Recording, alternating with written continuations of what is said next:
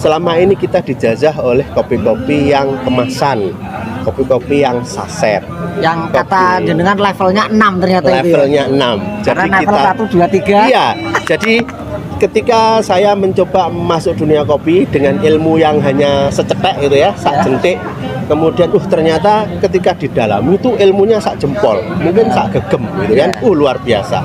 Saya ketemu dengan orang-orang peneliti kopi di namanya Pusat Penelitian Kopi dan Kakao.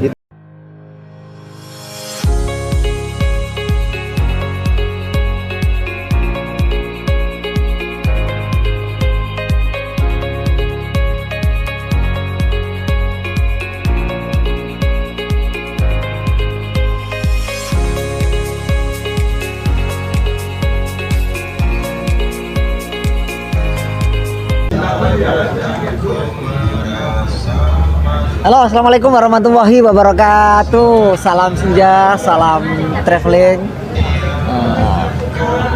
Happy dan bahagia selalu untuk teman-teman traveler, teman-teman bisnis dimanapun Anda berada. Jumpa lagi di kanal Travel Edo. Dan malam ini kita lagi ada di sini nih, Pendopo Lawas namanya. Kebetulan tidak malam minggu, jadi Triswaka dan teman-temannya nggak ada di sini. Agak tidak terlalu crowded. Dan kebetulan sekali saya berjumpaan dengan senior saya waktu dulu masih sama-sama di Jawa Pos tahun 2000-an dulu. Pirang puluh tahun yang lalu, 20 tahun ya. 20 tahun yang lalu. Ini namanya Mas Widi. Nah, dari dunia jurnalistik ternyata punya omong beberapa jam sebelum ini. Sekarang aktivitasnya di dunia kopi dan membina petani kopi. Sehat Mas Widi? Sehat Mas. Ya. Sehat. Dia ceritanya ini kok sampai ke dunia kopi ini Om Widi? Ya, jadi kita sudah ini ya tahun kenalan 2000. dulu lah Ya, sekarang ini posisinya. Okay. Saya Widi Kamidi, orang bilang begitu. Di Surabaya, di Jawa Timur mungkin saya dianggap presiden kopi gitu ya. Orang bilang, tapi saya sendiri nggak merasa presiden kopi. Saya punya komunitas besar namanya Pasukan Berani Ngopi. Pasukan Berani Ngopi. Pasukan Keren Berani nih. Ngopi. Jadi ini memang kita bentuk waktu kopi sedang mulai tumbuh. Jadi ketika dunia jurnalistik tahun 2007 itu mulai sudah agak senjakala, sudah agak meredup gitu kan, kita harus ngepot ya kan, shit gitu kan. Kemana jalan kita ini? Ya, kemana jalan kita? Padahal kita ini bisanya hanya menulis lalu jual koran ya kan, jual koran lalu menulis gitu ya. Jadi inilah. Nah, kita harus satu apa? Menulis, jual koran dan setor hasilnya ke Padalar. Oke. Kita memperkayakan beberapa orang di grup kita lah ya. Ya sudah apa-apa. Enggak apa-apa. Ini memang tugas kita. Memang tugas kita sebagai anak buah, sebagai karyawan. Oke. Nah, setelah kita cerita ngepot. Kita bisanya hanya menulis, kemudian berjualan koran. Saya ini tidak ada satu wartawan pun barangkali yang tidak ngopi. Oke, setuju itu. Semua wartawan rata-rata ngopi lalu merokok. Nah, itu sudah habit komunitas. Tapi yang kalau merokok mungkin ada 1-2 yang tidak ya, sebagian. Tapi kalau ngopi hampir wajib kayaknya. Hampir wajib semua orang ngopi karena biasanya mengetik ngantuk harus ngopi. Nah, kok dulu di tahun-tahun 2007 itu kopi sudah mulai ada denyutnya untuk akan dinaikkan. Nah, saat itulah saya ketemu beberapa orang yang konsen kopi, terutama petani-petani kopi yang saya kenal.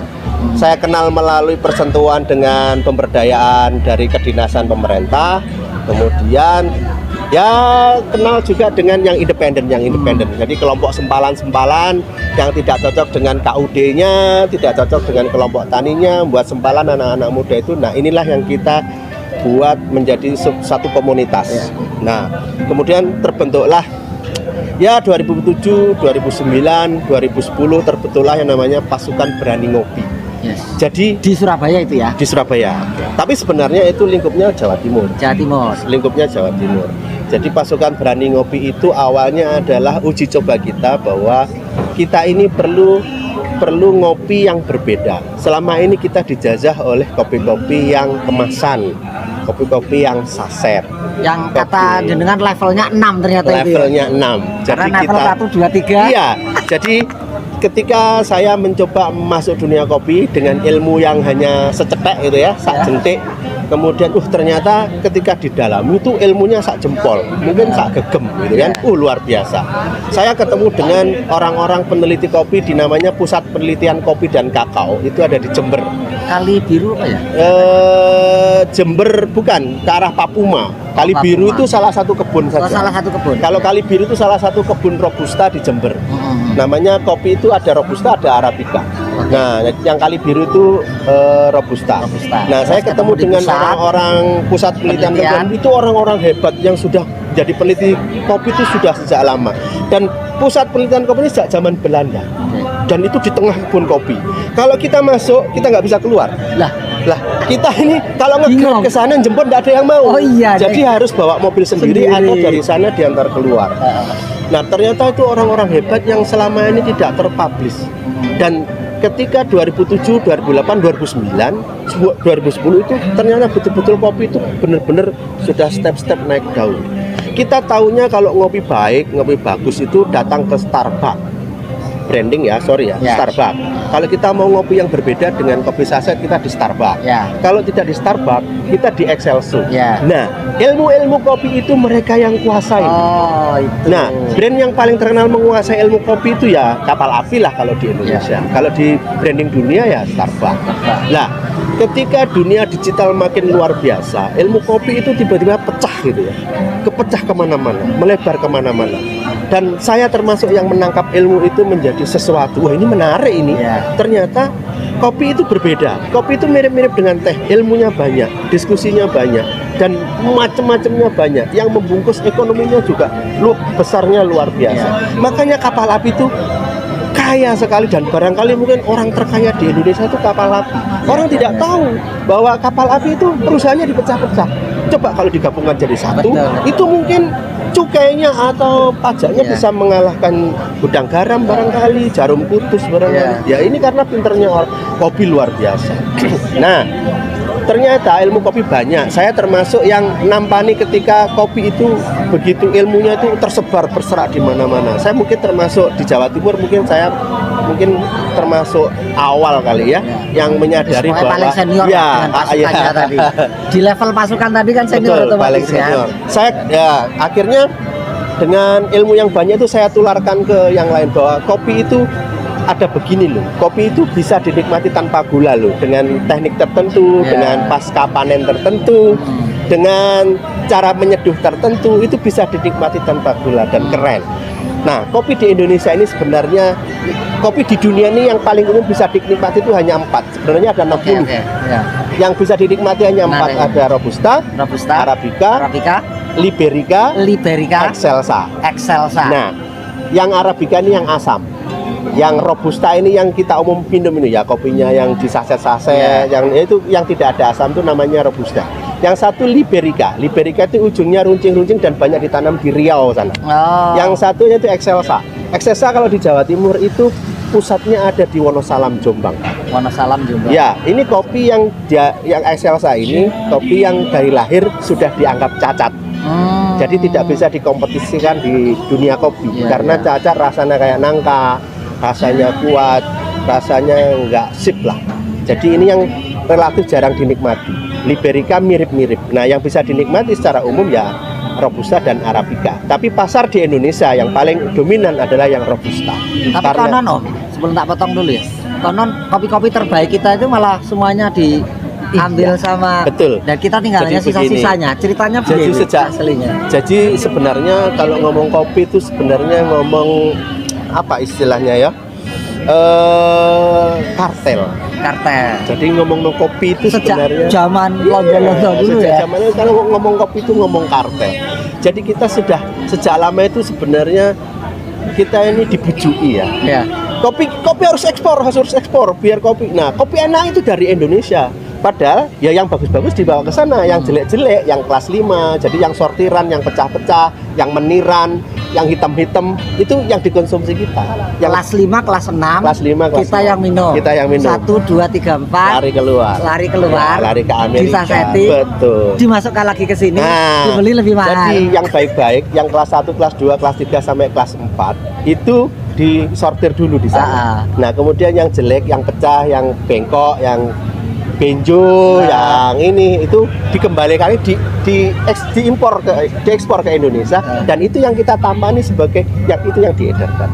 Jadi kita ini tetap mendapat kopi sisa-sisa. Maka itulah sebenarnya pasukan Berani Ngopi itu membuat semacam penyadaran ya bahwa kita ini yang punya produsen kopi. Kenapa kita ngopinya kelas 5, kelas 6. 56 aja 56A, 56B. Ya kita ini yang 56B.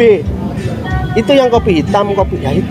Sebenarnya yang kita minum. Komedi kan tidak sekedar melawan mindset itu, melawan teori itu, tapi juga bergerak nyata, real di lapangan, kan? Betul. Dengan petani-petani. Itu bisa diterangkan di mana dan bagaimana? Ya, jadi itu kopi ya, energinya banyak. Nah, di Jawa Timur, karena saya bergerak di Jawa Timur, di Indonesia gunung yang paling banyak itu ada di Jawa Timur. Oke. Paling banyak. Nah, kopi yang paling banyak itu sebenarnya ya di Jawa Timur. Cuman sejak zaman Belanda brandingnya kita kalah sama Jawa Barat. Pengalengan, ada Malabar dan lain-lain. Kita kalah di sana secara produksi dan pasca panen, keilmuannya kalah sama sana. Di Jawa Timur yang paling bagus yang hanya diopeni oleh PTPN 12 yang ada di Bondowoso, di kawasan Ijen itu. Nah, gunung-gunung yang lain bagaimana? Gunung-gunung yang lainnya banyak dan ada kopi semua dan bagus-bagus kalau misalnya kita masuknya benar. Nah, kita dengan pasukan Berani Ngopi masuk ke sebagai test case kita masuk ke Gunung Arjuno. Gunung Arjuno itu kakinya ada di Pasuruan, Kabupaten Pasuruan, Kabupaten Malang, satunya di Batu, di Kota Batu. Nah, saya masuk di kawasan Arjuno yang sisi timur, yang di Pasuruan. Jadi saya di atasnya Taman Safari, saya mengelola 54 hektar di sana. 54 hektar. Ya, dengan 44 petani. Nah, di sana kita coba membuat sistem yang berbeda. Maksudnya mengolah kopinya berbeda, tidak hanya sekedar dipetik, dijemur, selesai. Tidak. Kita pilih yang merah, kita kemudian panen yang hanya merah saja. Kemudian dijemur yang tidak di tanah. Kita jemur yang ada amben-ambennya. Istilahnya para ya bisa dari bambu, bisa dari kawat-kawat atau apa. Jadi ada jarak antara kopi tanah dan kopi. Nah, panen model begini ini yakinlah bahwa itu kopi kalau petiknya merah, kalau kopinya itu merah betul, kemudian dijemurnya tidak langsung di tanah, yakinlah itu pasti enak. Kopinya pasti enak. Diminum tanpa gula pun oke. Belum lagi kalau misalnya diproses dengan sangrai yang pas, sesuai, tidak harus hitam, tidak harus gosong, tidak harus, kalau hitam itu kan karbon. Nah, mbah-mbahnya kita ini sukanya ngopi itu kalau tidak pahit tidak enak. Makanya kalau goreng itu mesti hitam. Nah, padahal kopi itu meskipun tidak hitam bisa mateng dengan suhu tertentu, dengan nyaranya suhu tertentu dan lain-lain. Jadi intinya di kopi itu adalah bagaimana petaninya, bagaimana menanamnya, merawatnya, memanennya, menyemurnya, dan kemudian menyangrainya. Jadi kita di hilir, barista sebenarnya hanya melanjutkan proses yang sudah selesai. Jadi kalau kopi itu petani itu dapat 50%. Jadi peran petani untuk membuat kopi itu bisa enak itu 50%. Kemudian sangrai itu 25%, barista itu 25%. Jadi yang paling besar ini petani. Maka yang kita garap adalah petani. Jadi kita ajak, biasanya mereka pokoknya kopi itu dipetik, dipelurut gini, sing nom, sing tua, sing kuning, sing hijau. Nah, itu pasti kopinya tidak enak. Nah, berapa lama sampai petani mau diajak memperlakukan kopi menurut standar? Jadi berapa lama ini, Om Didi? Ada kendala nggak di situ? Ada kendala. Jadi kendalanya besar karena petani itu tidak punya pekerjaan lain kecuali memanen itu. Jadi ya wes pokoknya munggah gunung sekali panen selesai. Padahal kena gitu beras. Iya, pokoknya kena gitu beras, bisa nyaur utang, ketengkulak dan lain-lain. Terus pokoknya macam-macam problematikanya. Maka biasanya petani hanya mau naik gunung sekali panen selesai. Dah, padahal proses kopi ini panen bisa 4 kali. jadi hanya dipangkas sekali. Maka kita kendalanya bagaimana mereka mau bersabar Ya. bahwa kopi itu kalau dipetik merah itu harganya jauh lebih mahal daripada yang di pelurut. Misalnya kalau kopi sekali pelurut itu harganya 1 kilonya biji cerinya belum jadi kopi ya masih itu harganya mungkin 2.000 3.000. Kalau misalnya dia jual cerinya biji merahnya itu dia bisa jual 10.000 sampai 12.000. Nah kalau misalnya jadi biji kopi 1 kilo yang asalan yang pelurut sembarang kalir itu misalnya hanya harga 6.000 dia bisa jual sampai 70.000. Jadi selisihnya banyak. Tapi tidak semua orang mau begitu ya. Seberapa persen itu berarti sudah keberhasilan mendidik? Keberhasilan petani-petani itu kita butuh sekarang? waktu 4 tahun. 4 tahun. 4 tahun. Kita butuh waktu 4 tahun supaya mereka match dengan sebenarnya mereka tahu kok kopi yang baik itu begini, sebenarnya tahu. Cuman mereka tidak konten. Tidak sabar bahwa ini harus segera jadi uang karena memang nggak ada pendapatan lain. Maka kopi itu harus kita rawat, sampingnya harus kita tanami yang lain-lain lah ya, biar ini kita tanami ketela boleh, bawahnya boleh, tumpang sarinya boleh, tanami jeruk boleh, tanami pisang juga boleh. Kalau misalnya ada lamtoro, sekarang zaman lamtoro kita mau botok lamtoro susah, jadi lamtoro itu paling bagus, naungan paling bagus juga. Itu juga oke. Nah kita sisipkan yang lain-lain. Lalu yang lain-lain ya kita undang mencari duitnya bagaimana? Ya kita undang masyarakat yang lagi hype kopi, anak-anak muda yang lagi seneng kopi, kita undang naik ke kebun.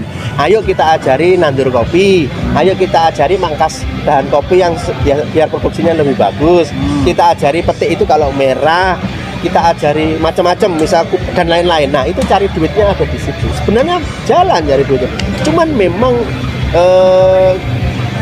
ini ya sudah terlanjur sekian lama petani itu memang dibuat begitu atau memang ya saya juga nggak ngerti. Kesimpulan saya kan gini, sebetulnya ini kan tugasnya pemerintah atau dinas terkait ya.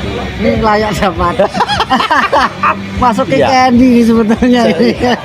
Sebenarnya dinas itu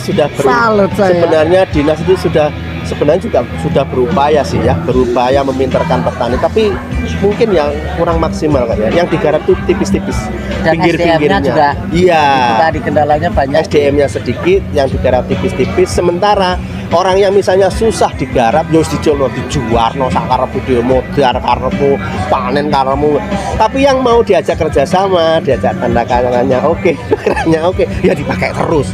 Meskipun dia sebenarnya sudah pinter, yang nggak mau ya harusnya digarap lagi. Tapi mereka sudah nggak mau, ya yang mau mah itu sebenarnya. Ini kan prigen toh. Prigen itu lebih ke cocok untuk daerah wisata sebetulnya. Ada ide ke sana juga sebetulnya. Ada. Jadi kita ini kan punya 54 hektar. Jadi 54 hektar ya. Di kawasan kita itu sebenarnya habitnya elang jambul. Elang jambul. Ya, di sana setiap dipantau oleh kementerian ini ya Badan Balai Konservasi BKSDA itu mantau elang itu.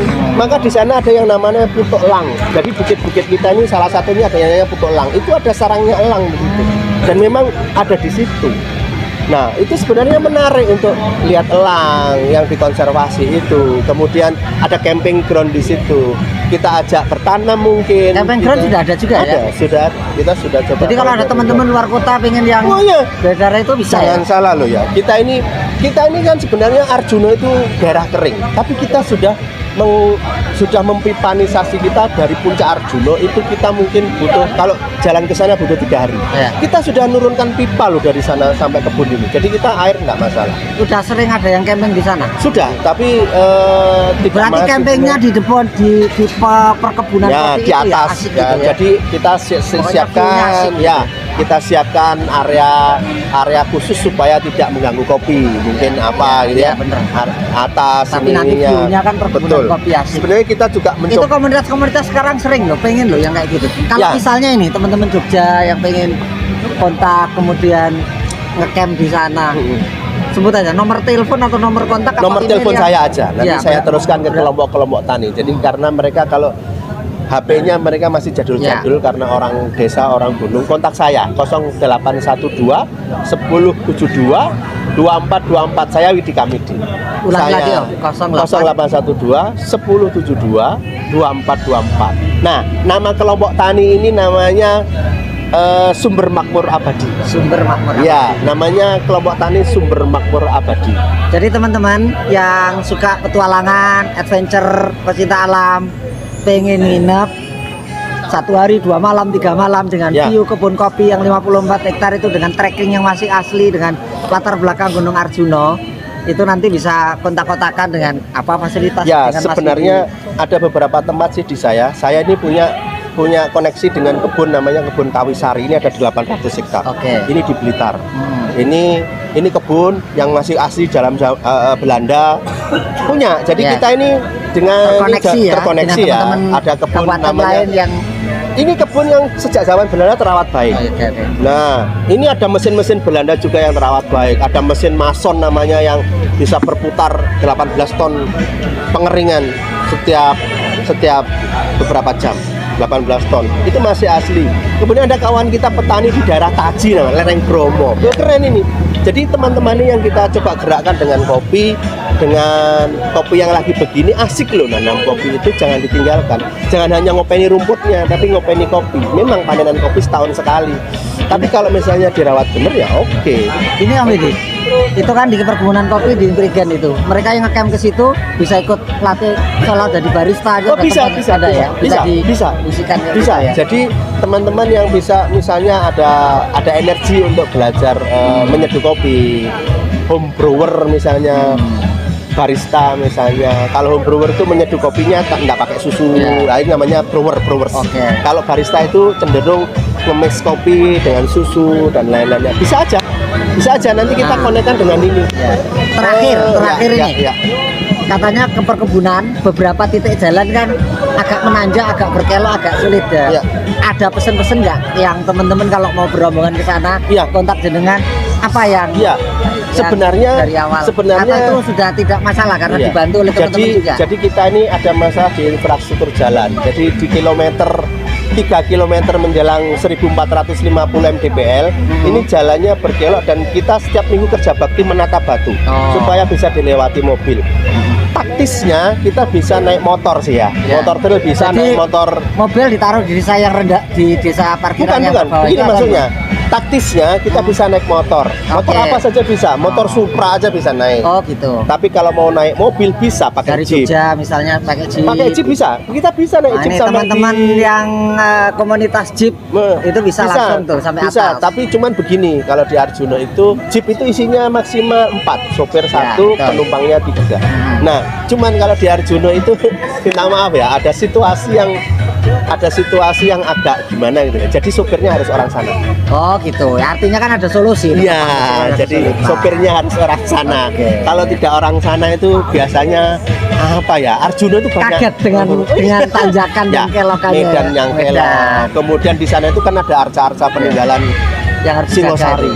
Nah, di sana itu biasanya, nah itu makanya ada kepercayaan biar sopirnya orang sana kita naik aja lah.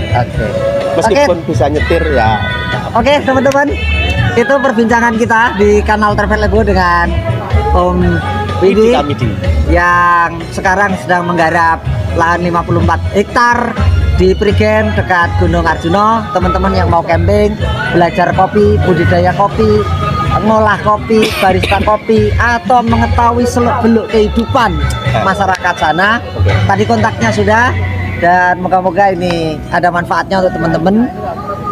Jangan lupa bahagia dengan tinggal ngopi, udut, dan traveling. Kenapa traveling? Karena dengan traveling kita akan ketemu teman-teman baru, kita akan ketemu dengan tempat-tempat baru, dan dengan itu kita akan mendapatkan ilmu-ilmu baru, inspirasi-inspirasi kehidupan yang baru. Itu dulu, sampai jumpa, sukses buat semuanya. Ciao. Assalamualaikum warahmatullahi wabarakatuh.